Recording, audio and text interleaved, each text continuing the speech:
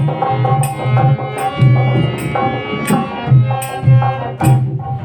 क्या था, वहां पर विलाप करने के बाद सभी हंसी खुशी से चलिए एक दूसरे को संभालते हुए, भरत भी यहाँ संभल गए, वहां श्री राम भी संभल गए, सीता जी भी कई रूप देख करके टहल रहे थे, सभी लोग आपस में बातें कर रहे थे, याद कर रहे थे एक दूसरे को।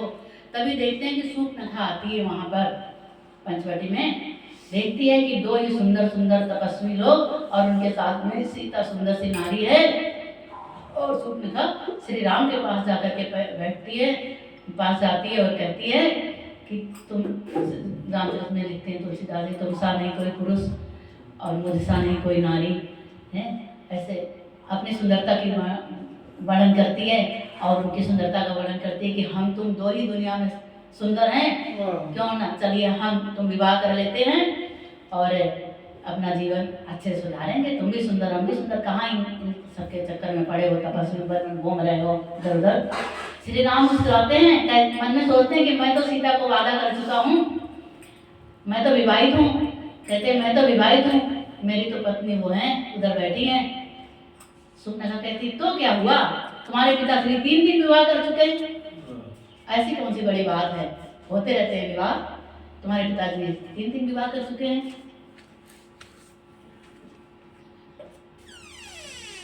श्री राम कहते हैं नहीं, मैंने सीता को ये वादा किया है, मैं नहीं विवाह कर सकता हूँ, मेरी पत्नी मेरे साथ हैं। उधर अपने भाई की तरफ देखते हैं, बड़े हैं, उधर इशारा क्यों किया, थोड़ा सा हठेली में किया और थोड़ा सा मुनि थे। लक्ष्मण कौन थे, मुनि थे, यति थे। यति माने क्या होता है, इंद्रियों को बस में रखने वाले, जो अपनी इंद्रियों को बस में रखते थे।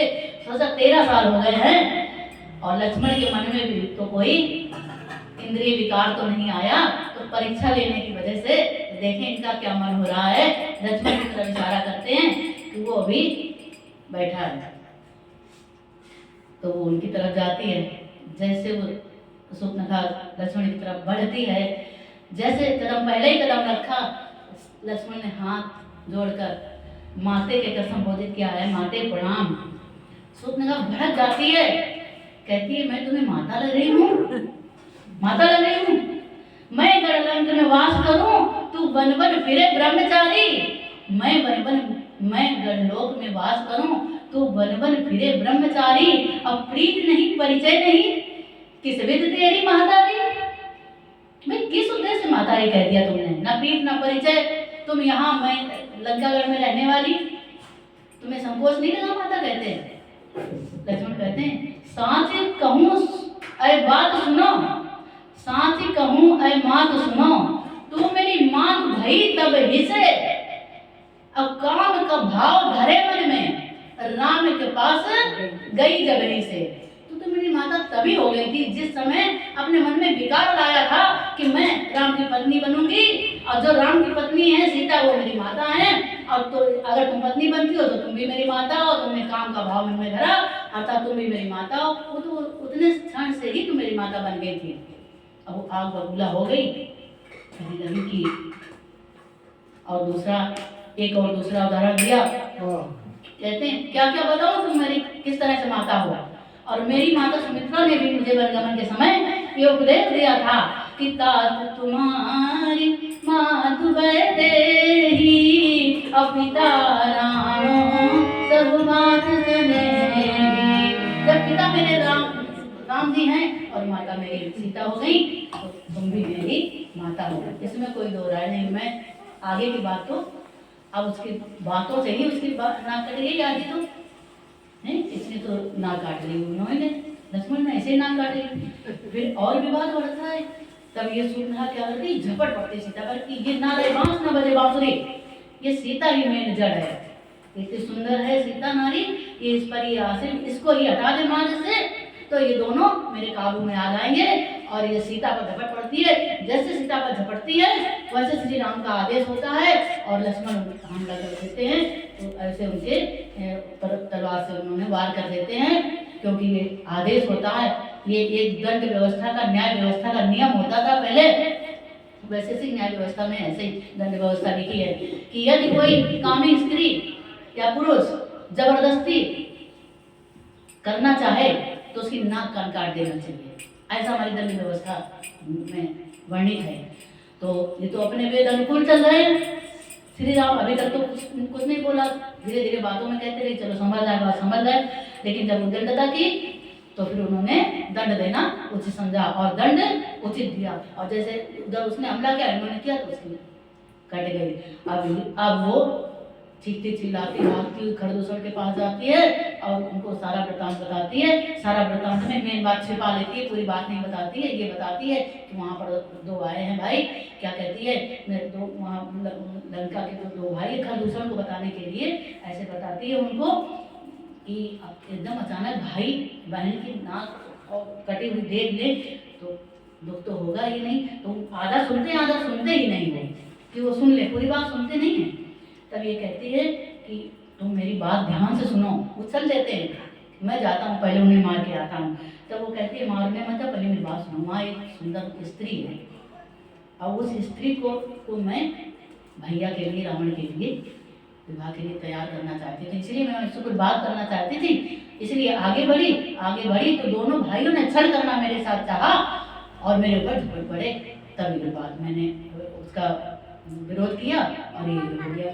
तब खरदूषण 14 सैनिकों के साथ आते हैं और वहाँ युद्ध करते हैं। श्री राम के पास तो तुरंत दिया ही हुआ था अमोघ अस्त्र का, अगस्त ऋषि का, ये अपना चलाते हैं। इधर लक्ष्मण कहते इधर ना करके जाती है, राम तैयार होते हैं, लक्ष्मण कहते हैं अब अंदर चलो, अब ऐसे बात रुकने वाली नहीं, हो चुका जो कुछ होना था, अब बात आगे बढ़ेगी। भाई रावण की बहन है वो, ऐसे आसान थोड़ी ना है। अब बात आगे बढ़ेगी, संभलने के लिए कह देते हैं कि संभल के रहो। अब तो ना थोड़ी देर बाद देखते हैं कि आ जाते हैं, युद्ध होता है इनका। युद्ध होते होते और ये 14 को मार गिराते हैं। जब 14 को मार गिराते हैं तो यहाँ से अकंपन अकेले भाग के जाता है और सारे के सारे इनके सैनिक मर जाते हैं। फिर ये जाती है खरदूषण के पास, उसके शूर्पणखा के पास। शूर्पणखा इनको क्या कहती है कि अब तुम वहाँ जाओ, रावण के पास जाओ। देखो उसके प्यार फिर भी नहीं, दो भाई उसके मारे जा चुके हैं। लेकिन अगर कोई शांत महिला होती तो ये नहीं कहती, सोचती कि चलो छोड़ो, यहाँ पर दो भाई का रावण रह गया, शांति करो, छोड़ो इधर। लेकिन ना, उसने क्या किया कि उसको राक्षसी प्रवृत्ति थी ना, राक्षस। देखो रामायण में 3 प्रवृत्तियां दिखाई हैं, 3 संस्कृतियां हैं। एक मानव संस्कृति, दूसरी दैव और तीसरी ये राक्षस संस्कृति। 3 संस्कृतियां हैं। इनको मानव संस्कृति, वर्णर संस्कृति और राक्षसी संस्कृति। वर्णर के अंतर्गत श्री किष्किंधा कांड आता है, पूरा श्री हनुमान और सुग्रीव, नर और वानर, ये सब लोग वो वर्णनर है। वो ऐसा नहीं कि वो बंदर, वो एक संस्कृति थी, एक उनका कुल था, वंश था। ये राक्षस कुल था, ये मानव कुल था, तुम्हारा अयोध्या। ये ऐसे इनकी 3 संस्कृतियां दिखाई गई हैं पूरी अपने भारत की।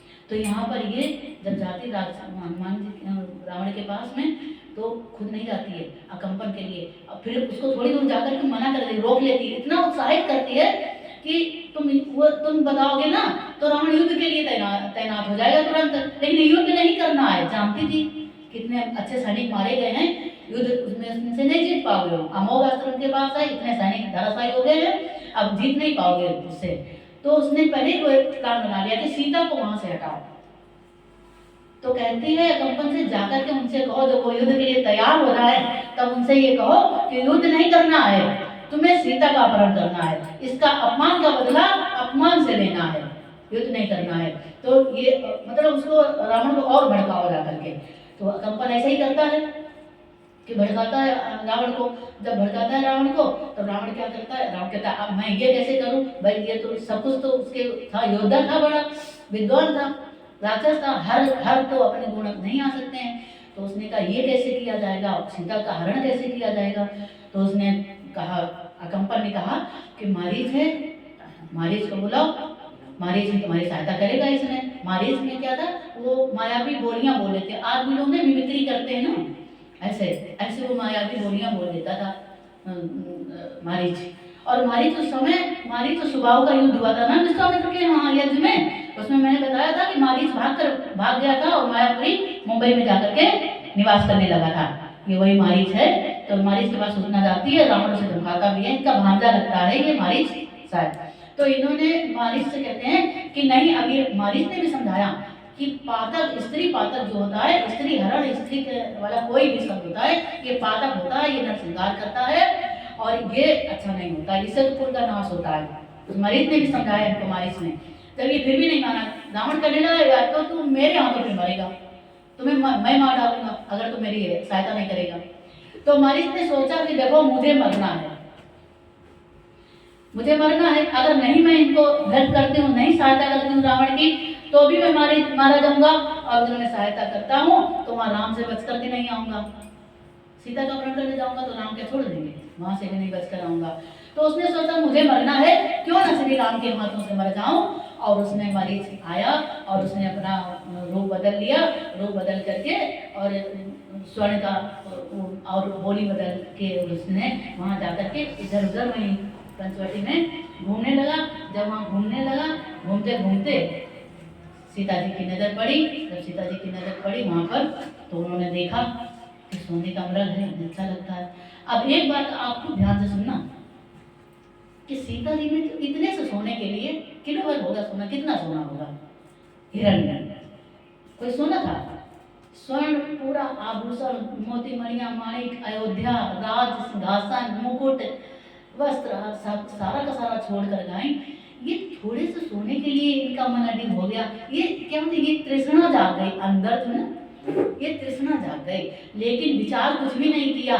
और श्री राम को भी उस दिन बताया ना, बाल खुले थे, संयोग श्रृंगार रस छाया हुआ था, और उन्होंने भी नहीं ध्यान दिया श्री राम ने। श्री राम क्या ध्यान देते, उसमें ध्यान देने योग्य बात ये थी, क्या बात थी कि ना कहा जाता है, न निर्मिता केन न दृष्टा पूर्वा न श्रूयते हेममयी तुरंगी है, तथापि तृष्णाम रघुनंदन, तथापि तृष्णाम रघुनंदन अविनाश काले विपरीत बुद्धि।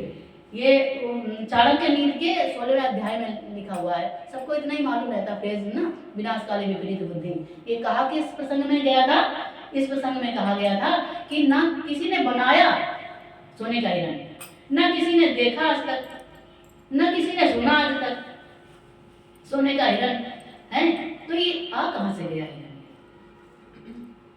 ये छोटी सी तृष्णा ही श्री राम के मन में जाग गई थी, जो उनके विनाश काल की समय था, जो उनके विनाश काल आ गया, अभी तृष्णा जाग गई थी। नहीं तो सिंपल सी बात, सोने का हिरण होता ही नहीं। अभी हम सब लोग तो जानते हैं, ऐसे नहीं जानते हैं, नहीं सोने का हिरण होता ही नहीं, बना ही नहीं, सुना ही नहीं, पूछा नहीं, किसी ने बताया भी नहीं। तो फिर यही बात यदि श्री राम जान लेते, सीता को समझाते, तो नहीं विनाश काले वही कहा गया, विपरीत बुद्धि हो जाती है। और श्री राम चल देते हैं, और इधर इधर क्या होता है, रावण के पास कंपन जाता है और ये योजना बनाता है। ये योजना बना करके और रावण सीता के हरण के लिए तैयार होता है और चल देता है। क्या कहता है कि उसी समय मंदोदरी देख रही होती हैं कि ये कुछ योजना बन रही है, अकंपन आया है। वो महिलाएं हमारी बहुत पत्नियां, मैंने बताया ना, पत्नियां पति को परामर्श मंत्रियों से कई अच्छी देती। मंत्रियों में तो कभी कभी स्वार्थ भाव जाग जाए, लेकिन पत्नियों में कभी स्वार्थ भाव नहीं जगता है, और अपने पति की अपमान भी नहीं चाहती। जानती थी मेरे पति का अपमान हुआ, इतना चारों वेदों का ज्ञाता है ब्राह्मण और पूरा विद्वान है प्रकांड, और उसका अपमान होगा, अपयश होगा, तो नहीं चाहती थी वो मंदोदरी भी। तो पूछ बैठती है, नाथ कहाँ चल रही है, कहाँ चल रही है? रावण बताता है कि ऐसी ऐसी योजना बनाई है हमने, और मैं मारीच के साथ में जा रहा हूँ, सीता को उठाने जा रहा हूँ। और देखिए पूरी बात नहीं, तब मंदोदरी कहती है कि स्वामी आप तो योद्धा हो, राजा हो, क्यों ना दोनों बातों को मिलान कर लो, इंक्वायरी करा लो, सोच समझ लो, जान लो कि जीजी क्या कह रही थी और उधर राम क्या कह रहे थे, वहां क्या हुआ था। दोनों चीजों में आप पहले पता कर लो, तब युद्ध के लिए जाओ, तब किसी कार्य के लिए जाओ। राजा का ये पहला कर्तव्य होता है। ऐसा नहीं होता कि एक तरफ से बात, दोनों तरफ से बात होता तब युद्ध के लिए या कोई काम करने के जाता। आप तो शास्त्रों के जाता हो, प्रकांड विद्वान हो, क्यों ना जीजी की बात पर ही अकेले विश्वास क्यों कर रहे हो, उधर साइड की भी बात सुन लो। रावण कहता है वो बात की बात देखेंगे, पहले हमने तो प्लान किया उस पर जाते हैं। तब देखो मंदोदरी समझाती है, क्या समझाती है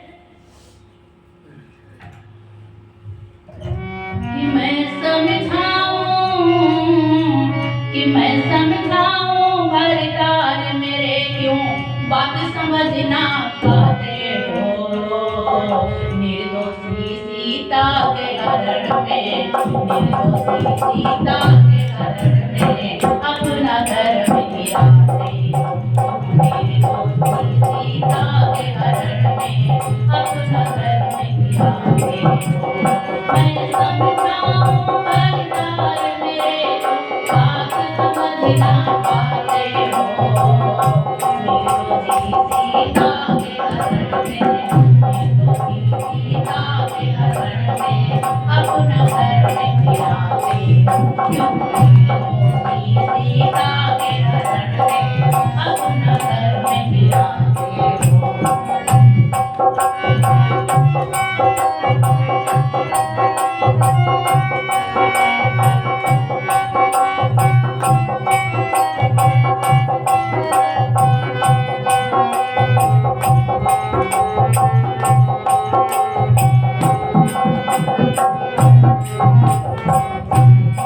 जन्म लिया ऋषियों के घर में, कुछ तो उसका ख्याल करो।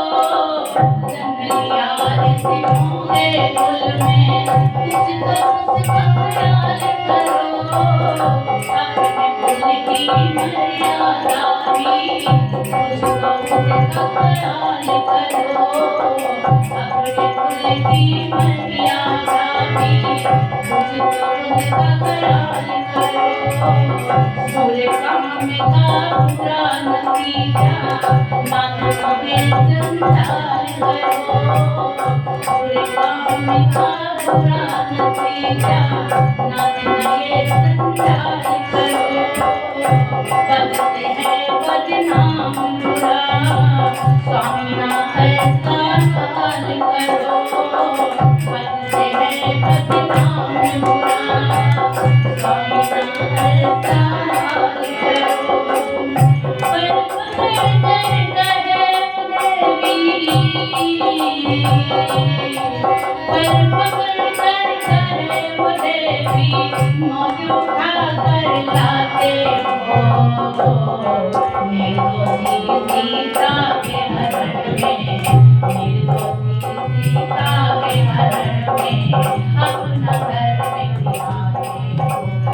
निर्दोषी सीता के हरण में अपना धर्म गिराते हो।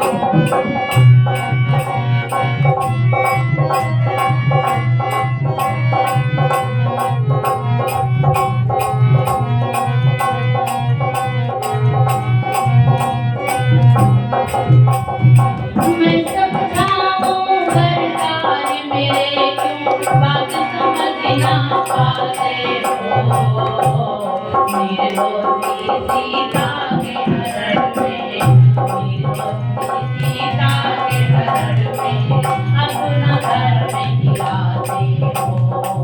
निर्दोषी सीता के हरण में अपना धर्म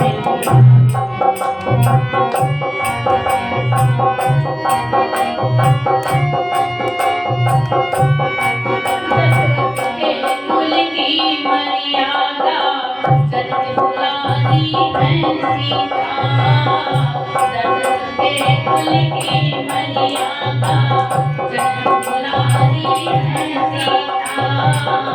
राम के संग में ब्याह के आई, जन्म बुलानी है सीता। लक्ष्मण जैसे भी प्यारी, गुणों की प्यारी है सीता। लक्ष्मण जैसे भी भाभी, गुणों की प्यारी है सीता। वनों में विचरण करने वाली पतिव्रत नारी है सीता। पहन के साधों का बाना, पहन के साधों का बाना क्यों उसको बहुत लगाते हो। निर्दोषी सीता के हरण में अपना धर्म गिराते हो। निर्दोषी सीता के हरण में अपना धर्म गिराते हो।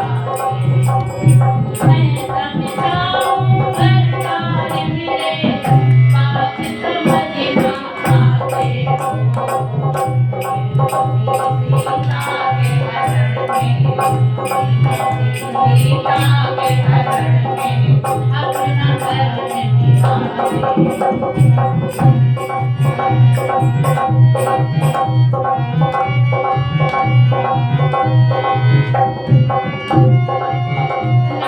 पर जो बल दिखलाए वो कायर कहलाता है।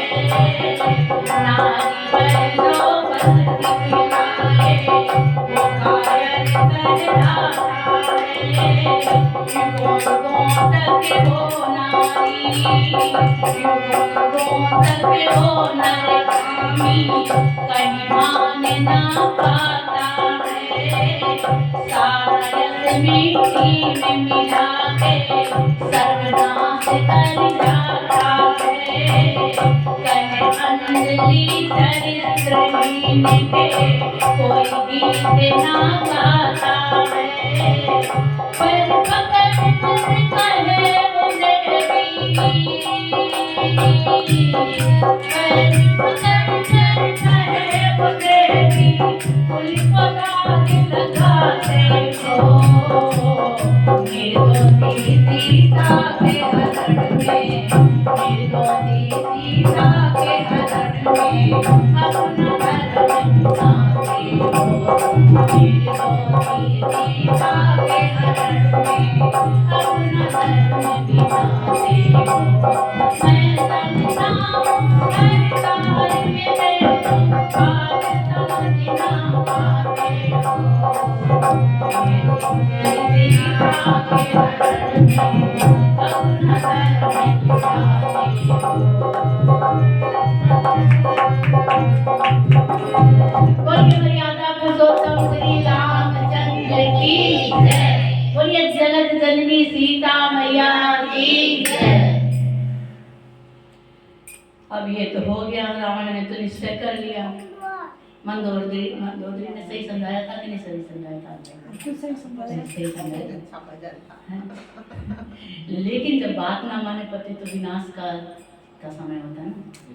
हो गया विनाश, चल दिए मारीच उधर से चल दिए। मारीच तो अपने कफन बांध के गया था क्योंकि मुझे तो मरना है। वो चल दिया और इधर इधर घूमता हुआ सीता जी देखती हैं उस हिरण को और श्री राम जी चल देते हैं और लक्ष्मण जी वहाँ रोक जाते हैं कुटिया में। सीता जी को अंदर कर जाते हैं।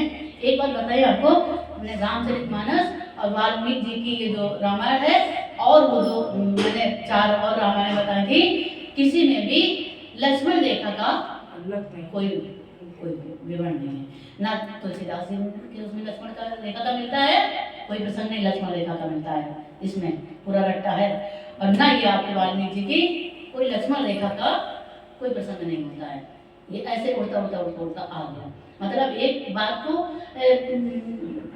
वजन देकर के कहने के लिए उसको ये बात कह दी गई कि लकीर जो है लक्ष्मण रेखा बना दी, जैसे कह दी गई है ऐसे। लेकिन लक्ष्मण रेखा का कहीं मैंने बहुत ढूंढा, कहीं कुछ नहीं मिला। साफ है, एकदम स्पष्ट है।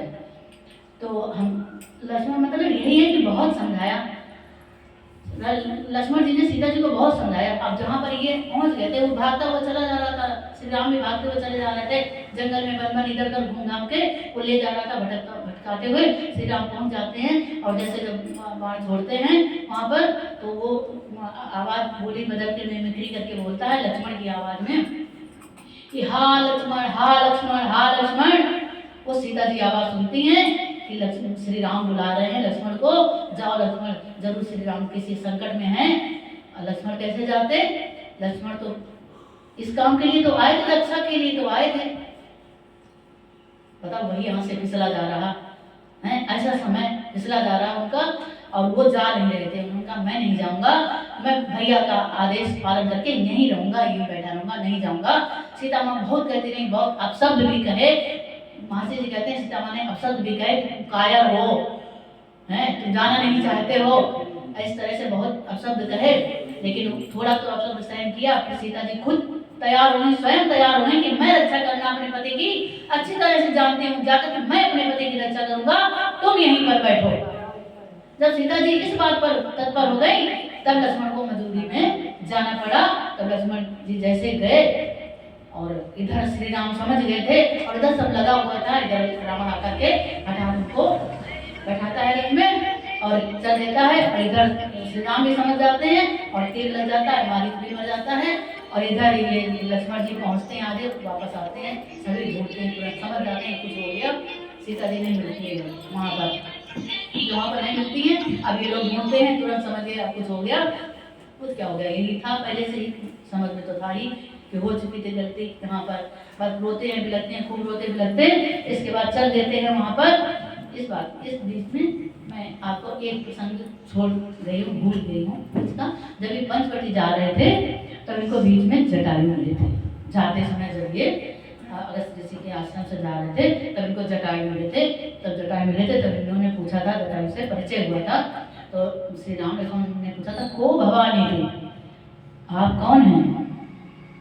तब उधर से जटायु का आंसर आता है कि हम तब पितुरात्मना, मैं आपके पिता का आत्मा माने मित्र हूँ, मैं आपके पिता का मित्र हूँ। ये गुरुकुल के समय में दशरथ जी के साथ में जटायु जी पढ़ते थे। मैं पूरा प्रसंग बताऊंगी और श्लोक के हिसाब से, संगीत के हिसाब से, वाल्मीकि के हिसाब से आप हमें, मैं क्वेश्चन बाद में पूछूंगी, प्रश्न दो, आप निश्चय करके बताइएगा कि क्या जो मैं प्रश्न करूँ बताइएगा। ये जटायु जी दशरथ जी के साथ में गुरुकुल में पढ़ते थे, क्या पक्षी पढ़ते हैं, अपने मन में रखिएगा, ये इनके मित्र थे। फिर इन्होंने प्रश्न किया, को भवानी थे, मान लो सामने पक्षी है, सर भी कहते, तो वो उधर से उत्तर पक्षी दे पाते हैं क्या? उधर से उत्तर आया, तब पितुरात्मना, हमारे पिता का मित्र हूँ। क्या ऐसे आंसर देते हैं पक्षी? ठीक। इसके बाद आगे बढ़ते, श्री राम लक्ष्मण ने अपना परिचय बताया और उधर से फिर विस्तृत परिचय जटायु ने अपना बताया। विस्तृत परिचय क्या बताया कि शत्रुघ्न प्रजापति कश्यप की पत्नी ताम्रा, सबको अपनी अपनी वंशावलियां दिमाग में घुमाना, कितनी कितनी आप जानती हो, कितनी कितनी आप अपने परिवार के बारे में जानती हो। आपके सामने तो परिवार आगे भी है, पीछे भी। आप खुद को नोटिस करना कि हम कितने परिवार जानते हैं। हमारे ग्रंथ, हमारे पहले क्या परंपरा थी कि सबके साथ पिता का नाम, माता का नाम लगता आता था बच्चों के साथ में, इसलिए उनकी परंपराएं कायम रहती थी। अब देखिएगा माता के साथ, हमारे जितने ग्रंथ हमने पढ़े हैं सब में संस्कृत के अपने शास्त्रों में माता का नाम और पिता के साथ में ही पुत्र का नाम लगाया जाता था, पुत्री का नाम लगाया जाता था। यहाँ भी वही परंपरा चली आई है। तभी तो ये निश्चय कर पाए हैं कि इतनी पीढ़ियों की बात बताते हैं। तब क्या जटायु अपनी पीढ़ी बताते हैं, अपनी वंशावली बताते हैं कि शत्रुघ्न प्रजापति कश्यप की पत्नी ताम्रा से सुकी और सुकी से नता, नता से विनीता और विनीता के दो पुत्र हुए, अरुण और गरुण। ये पक्षियों की वंशावली है। अच्छा, सबके नाम होते हैं क्या? सबको उनके नाम रखे जाते हैं, नामकरण संस्कार होता है, सभी नाम से बुलाते हैं क्या? अरुण और गरुण। उनमें से अरुण और माता सेनी का मैं जटायु और मेरा बड़ा भाई संपाति है। इतना परिचय बताया। इसमें आप सब लोगों को क्या कोई पक्षी, गीत, मतलब कुछ समझ नहीं आ रहा है क्या? 1% अगर दिल में आ रहा हो तो ईमानदारी से बोलना कि ऐसा तो नहीं लग रहा है, ऐसा लग रहा है।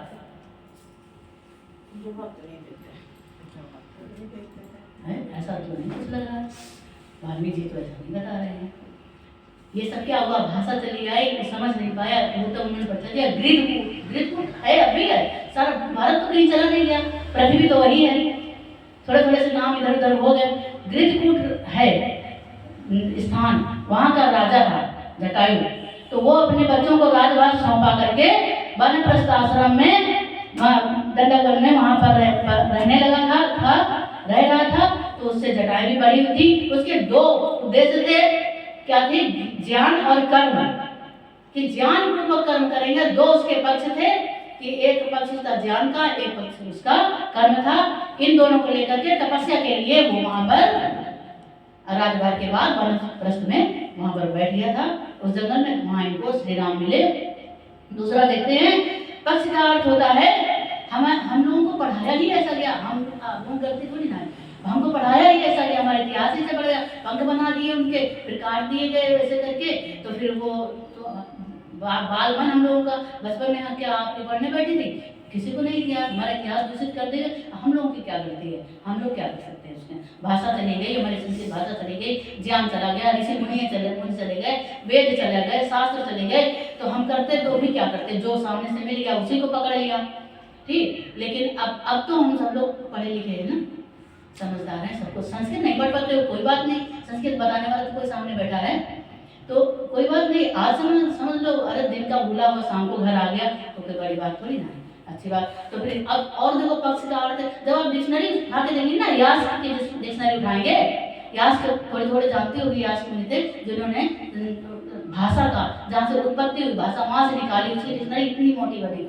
उस डिक्शनरी में लिखा हुआ था माता सेनी, बताया माता सेनी, सेनी का अर्थ होता है उत्तम ज्ञान वाली।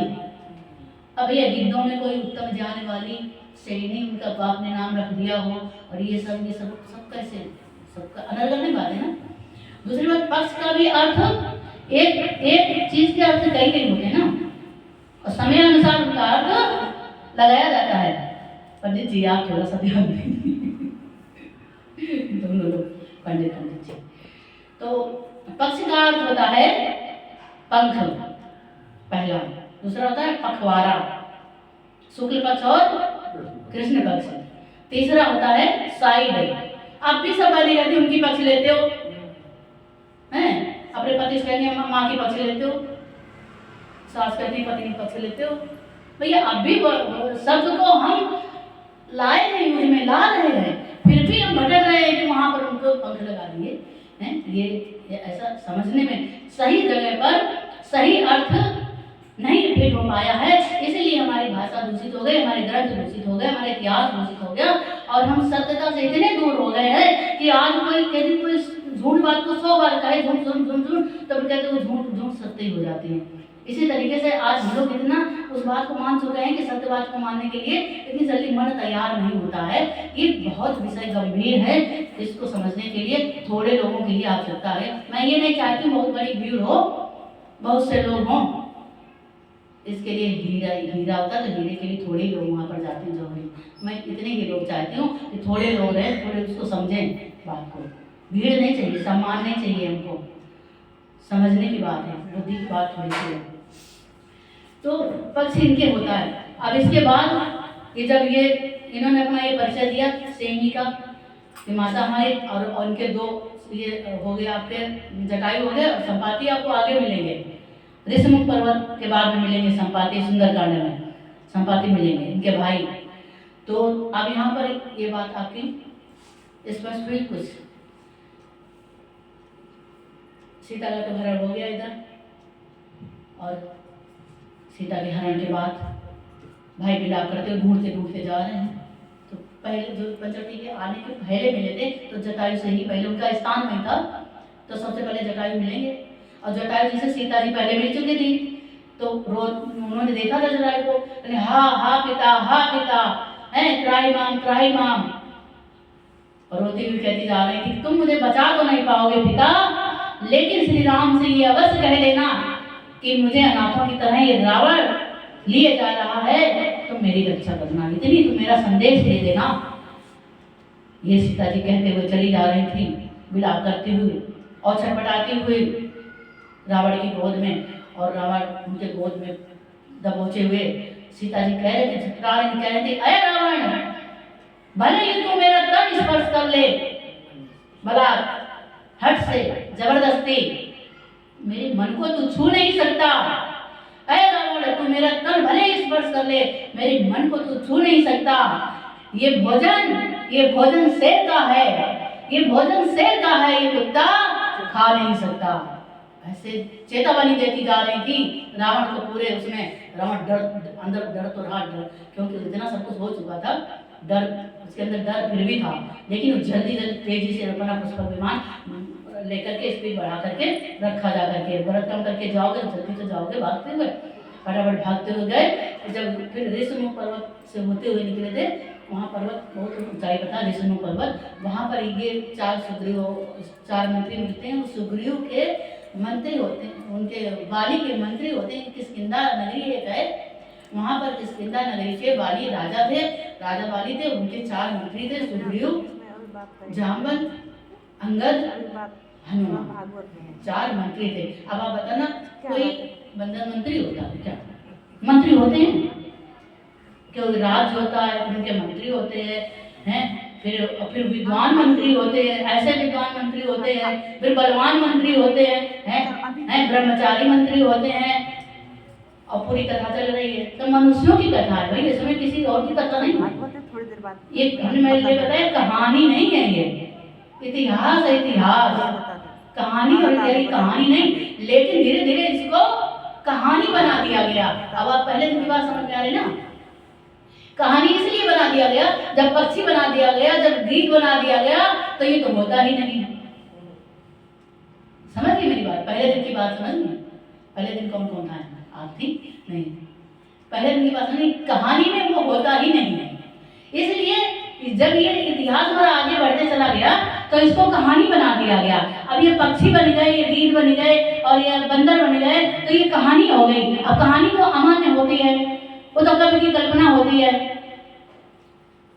उसमें होता ही नहीं। का माने कहना, हाँ माने निश्चय, ना माने नहीं, वो कभी कहीं भी हो ही नहीं सकता, वो कहानी होती है। और आज इतिहास मेरा कहानी बन गया, तभी तो करुणानिधि ने कहा ये तो उपन्यास है, हमारे इतिहास पर, हमारी रामायण पर, श्री राम पर ऐसे आक्षेप लगे, वो इसीलिए लगे, उनकी गलती नहीं है। आज हमारे बच्चे भी यही कहेंगे कि कहानी है भैया, पक्षी लड़ रहे, पक्षी वहाँ पर जटायु रावण से लड़ रहे हैं और बंदर वहाँ लड़ रहे हैं, ये कहानी नहीं तो और क्या है? सत्यता पर है ना, हम अपने इतिहास से अलग हो गए, हमारा इतिहास खराब हो गया, तो इसको कहानी बना दी, था इतिहास बन गई कहानी है। तो ये जो सत्य को जानो और सत्य को समझो, ये पढ़े लिखे लोगों का ही काम। अब ये धीरे धीरे धीरे हमारी तरफ चली गई, तो हम, लेकिन अब थोड़ी ना हम अशिक्षित हैं, अब तो हमें बुद्धि है, हम सब लोग शिक्षित हैं। भाषा का ज्ञान, भले ही संस्कृत भाषा का ज्ञान नहीं है, तो क्या हमें ज्ञान नहीं है? इतनी हमारी बुद्धि मलिन नहीं हो गई है कि कोई समझाए फिर भी ना समझ पाए। और ये चल देते हैं वहाँ पर, इधर ऋषिमुख पर्वत पर सीता छटपटाती हुई जाती है, वहाँ संपाति भी बैठा था। तो संपाति, तब सीता जी ने देखा कि यहाँ पर कोई बैठा है, तो उन्होंने अपने आभूषण उतारे और वहाँ पर डाल दिए। आभूषण उतार करके पोटली में बांध करके डाले, वो उन्होंने रख लिए वो आभूषण। अब इधर ये ढूंढते हुए जा रहे हैं, जब ढूंढते हुए ये जा रहे हैं श्री राम लक्ष्मण सीता को, हे खगमृगी हे मधुकर श्रेणी तुम देखी सीता एक पशु पक्षी सबसे पूछते हैं, क्या तुमने देखा, क्या तुमने देखा, क्या तुमने देखा। जाते जाते जाते जाते चलते चलते ये भूखे प्यासे, और जब जटायु से मिले थे, तब जटायु ने इन्हें बताया कि इधर मार्ग पर गया है, रावण लेकर के सीता को ऋषिमुख पर्वत की तरफ गया है, और जटायु अधमरा हो गया था। अब देखते हैं वाल्मीकि जी क्या लिखते हैं। वाल्मीकि जी ने लिखा है कि पक्षौ पार्श्वौ उच्च पादौ उच्च खंगम उद्धृत सो अचिनत, मतलब पक्षौ पार्श्वौ, पक्षौ माने तरफ, दोनों तरफ, पार्श्वौ माने कंधा, और क्या लिखा है पादौचा, पादौ सब लोग जानते हैं, पादौ पैरों को कहते हैं, पैरों को, पादौ माने दो पैरों को, दोनों कंधों को, साइड को, पक्षों माने साइड को, पार्श्वों माने कंधों को। देखो स्पष्ट लिखा हुआ है, कहीं पंखों वाली बात नहीं आई है कि अगर पंख होते तो पाद नहीं होते, पैर नहीं होते। समझिए, इस श्लोक को समझो वाल्मीकि जी के जो क्या कह रहे हैं। कहते हैं पक्षौ पार्श्वौ च पादौ च खंगम उद्धृत सो अचिनत, उस जटायु के दोनों तरफ के कंधे और पैर काट दिए, तलवार से छिन्न भिन्न कर दिए, ये कहते हुए। और उस समय मृत्यु के आस नजदीक थे, समीप थे। श्री राम उनका पितावत, उनका अंतिम संस्कार करते हैं जटायु का, और अंतिम संस्कार करते आगे बढ़ते हुए, विलाप करते हुए, ढूंढते हुए फिर चलते हैं। अब ऋषिमुख पर्वत का उन्होंने अपना बना लिया था, निशाना बना लिया था उसी तरफ जाने के लिए। और ऋषिमुख पर्वत की तरफ जाते हुए क्या देखते हैं, आश्रम मिलता है, सबरी का आश्रम मिलता है, वहाँ पर सबरी का आश्रम मिलता है। अब सबरी कौन थी? सबरी जो है, सबरी की कथा भी एक छोटा प्रसंग है। सबरी की कथा है कि सबरी निम्न, पहले उस समय तो कोई जातियां होती नहीं थी, कहते हुए गलत है, जो मैंने निम्न कहा ये गलत है।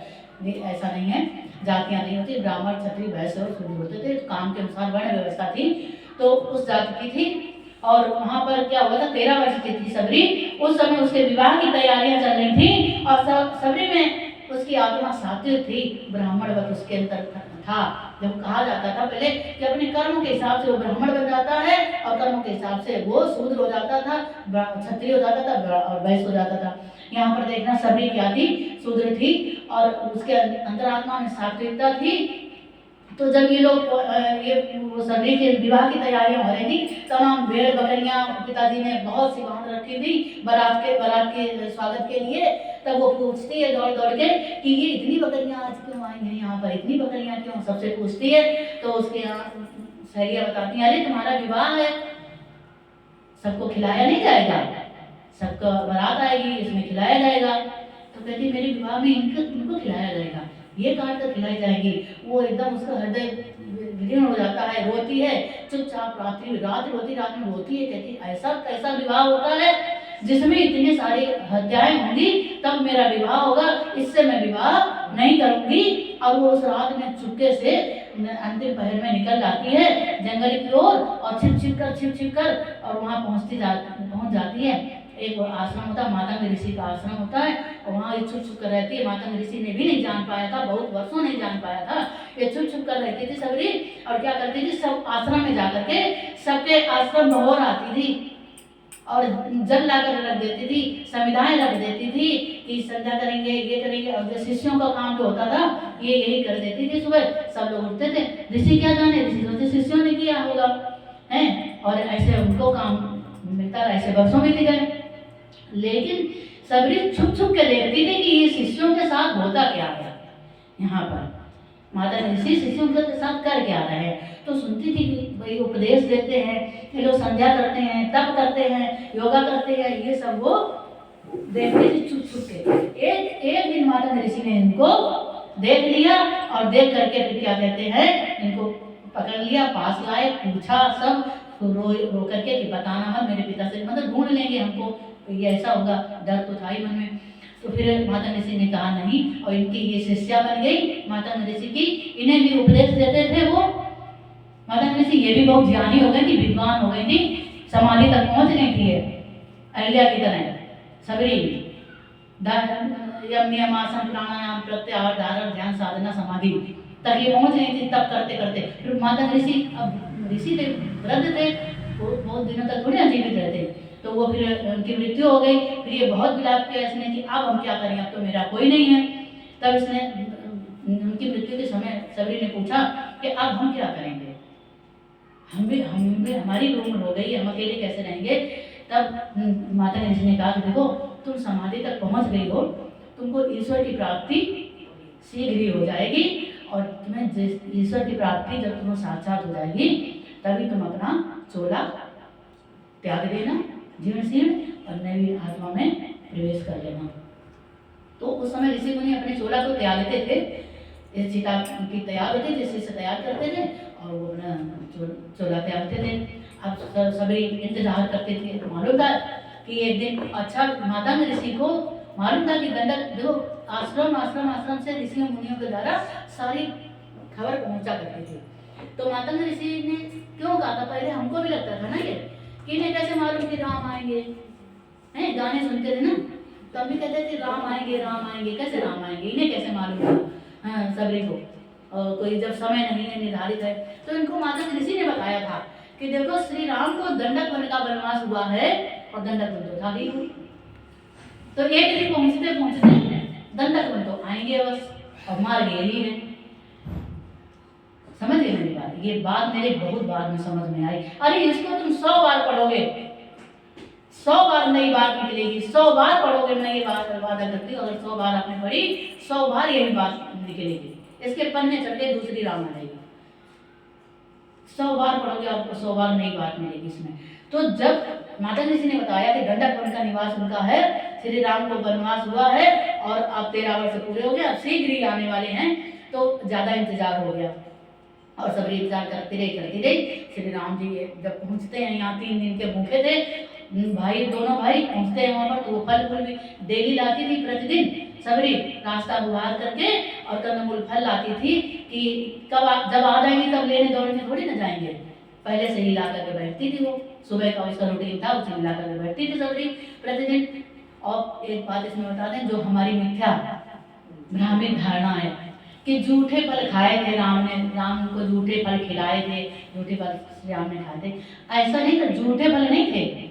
फल झूठे का बताएं, हम बहुत दूर की बात नहीं कहते, यदि आपका दामाद भी आता है, सम्माननीय दामाद होता है, आपका परिवार पिता भी आए, दामाद भी आए, कोई भी आता है सम्माननीय, गुरु विद्वान तो दूर की बात है, गुरु आए विद्वान आए, आप बढ़िया बढ़िया भोजन बनाती हैं, तो उसको सम्मान में खिलाती हैं, जब तो झूठा खिलाते थे, उसी में से खा करके उसे झूठा खिलाते हैं। स्त्रियों के लिए तो ये कितना निषेध है झूठा खाना, लेकिन चखना तो पड़ता है। अब दामाद आया, मीठा है कि नहीं मीठा है, चखना तो पड़ता है ना, तो चखने के लिए ऐसे उसी में थोड़ी ना खा के डाल देंगे। इसलिए वो क्या करती थी, एक झाड़ी के पास जाती थी और बेर लेकर के चखा, अगर उसका खट्टा हुआ तो उसको फेंक दिया, अगली झाड़ी में गई, अगली झाड़ी में देखा मीठा है, उसको रख लिया, फिर मीठे मीठे बेर उस झाड़ी के सारे ले लिए। तो ये उद्देश्य था। ये बिगड़ते बिगड़ते बिगड़ते हुए कि उसमें मुंह करके अरे बेर में जगह कितनी गुठली तो होती है, भगवान माने उसमें गुठली होती है कितना, अगर वो भी खा लेगी, श्री राम के लिए भी रख देगी, लक्ष्मण क्या खा लेगी क्या खा लेगी वो है। लेकिन जब हमने इसमें पढ़ा ना कि एक झाड़ी का दिया गया, वो एक झाड़ी का जब आया, एक झाड़ी को देखा, दूसरी झाड़ी को करती थी, इस झाड़ी के मीठे वैसे रखती थी, वैसे रख करके टोकरी रखी और श्री राम लक्ष्मण आ गए। वो समय आया और सबरी ने अब उनको सांत्वना दी, सब बताई, उन्होंने अपनी बात बताई श्री राम ने कि ऐसा ऐसा है, हम इतने दिन के भूखे हैं। तो सबरी ने अपने हाथों से इनके पैर धोए, जल दिया, ला करके हाथ पुछवाए अपने उससे साड़ी के पल्लू से पुछवा करके, प्यार से आंसू पोछे। सीता जी का विछोह था, पिता समान जटायु भी छोड़ के चले गए थे, छोटा भाई संग लिए घूम रहे हैं, जिम्मेदारी तो थी उनके पास, तो बहुत दुखी थे, विलाप करते थे। तब समझा करके कहती हैं सबरी, कहती हैं कि चलो हुआ तो हुआ, चलो भोजन करो और इसके बाद आगे की बात, अब खोज तो कर ही रहे हो, मेरी शुभकामनाएं हैं, तुम्हें अवश्य मिलेंगे। और हम चलिए संगीत के साथ में सबरी को बेर खिला देते हैं।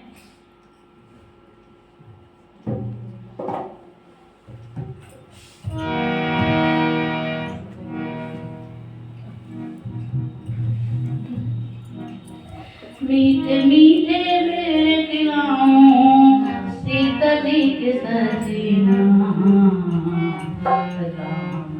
आओ मेरे अंगना, आओ मेरे अंगना, मीठे मीठे बेर खिलाऊं सीता जी के सजीना, आओ मेरे अंगना, आओ मेरे अंगना, मीठे मीठे बेर खिलाऊं सीता जी के सजीना, आओ मेरे अंगना, आओ मेरे अंगना।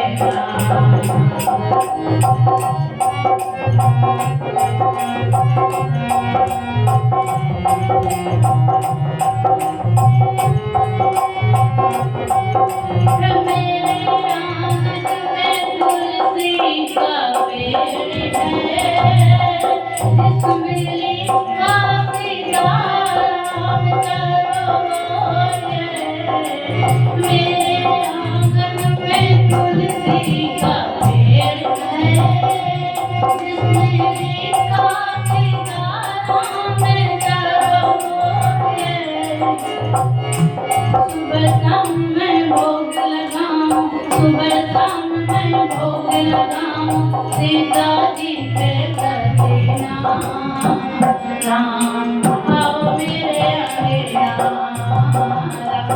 आओ मेरे अंगना, राम आओ मेरे अंगना। अंगना मीठे मीठे मेरे खिलाऊं सीता जी के सजना राम आओ मेरे अंगना राम आओ मेरे अंगना मेरे आंगन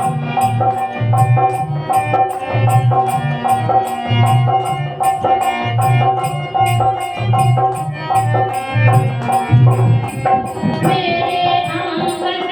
चंपा का पेड़ है जिसकी खुशबू चारों ओर है मेरे आंगन में चंपा का पेड़ है जिसकी खुशबू चारों ओर है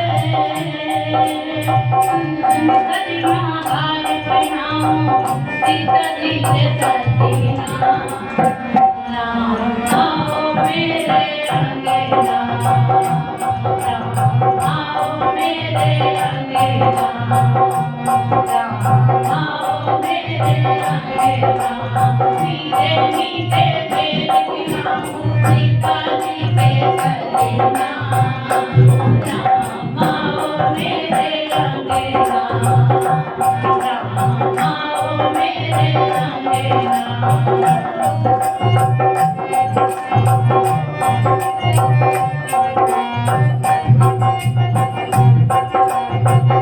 चंदन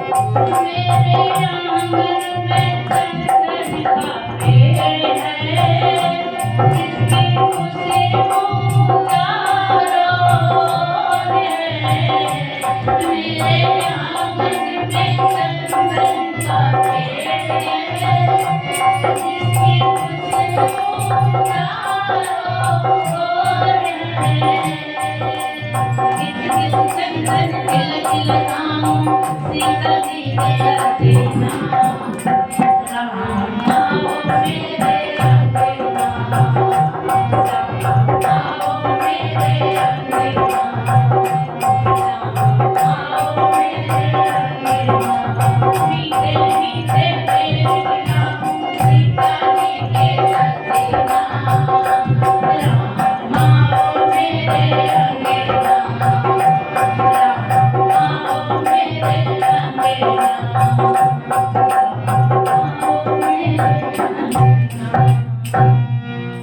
बोलिए मर्यादा पुरुषोत्तम श्री रामचंद्र की जय बोलिए जगत जननी सीता मैया की जय बोलिए योगीराज श्री कृष्ण महाराज की जय बोलिए महर्षि वाल्मीकि जी की जय आज आपका आरण कांड समाप्त हुआ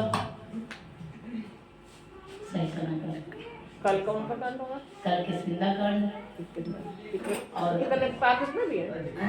7 कांड है इसमें भी? 7 नहीं उसके बाद बताएंगे 7वें कांड के बारे में और कल किसकिंदा कांड को साथ में सुंदर कांड भी जब लपेटेंगे तब परसों करवाएंगे हो जाएगा ना किसकिंदा कांड छोटे हेलो हो जाएगा आदिया पहले ले लिया था कल इसलिए आप बहुत जल्दी नहीं और क्या समझ हमें चला था हमें तो अभी तो जाते हैं वनिता समय 5 बजे इसलिए हमें सेट करना पड़ता है इसलिए जल्दी 2 बजे नहीं तो दादी तो आके चली गई आधा पौन घंटा तो अकेले बोलती रही टाइम लग जाएगा ये तो हाँ 2 बजे आ जाइए सभी लोग हम आधा घंटा बाद आ जाएंगे पानी बरसने लगा था मौसम बहुत ही खराब 2 बजे आना है तो कुछ छूटेगा नहीं हम तो शुरू रहते हैं ना कहते चलो फिर पौन घंटे हम बोलते रहते हैं और ये ऐसे अब ये बहुत ही एकदम गहन प्रसंग है इनमें किसकिंदा कांड में पूरा वंदना प्रसंग है और सुंदर कांड तो सुंदर है ही प्रयास कीजिएगा पूरा का पूरा आप सुने बस 2 दिन की बात और है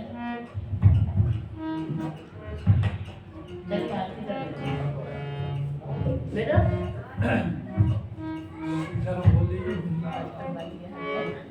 याद बोलो। हाँ बोलिए। अरे बोलो। अरे आप बोलो। हाँ बोलो। अरे थोड़ा धीरे बोलो ना हमारे। हाँ करती है उधर। अब वो देखो बंद करो। के अंदर खाली पड़े थे बैठा होता कब से बंद करो आरती। बात से सुनाई अच्छा देता हूँ और थोड़ा सा करो।